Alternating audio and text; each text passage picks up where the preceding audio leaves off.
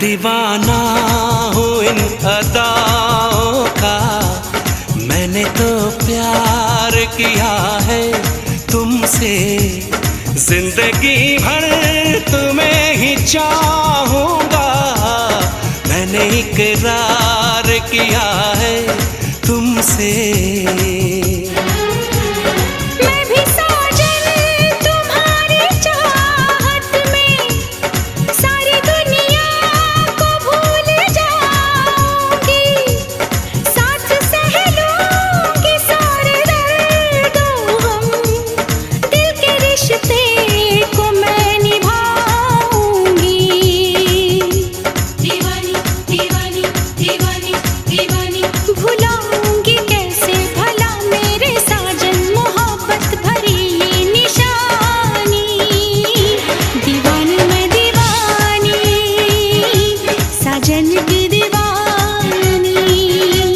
दीवानी मैं दीवानी, साजन की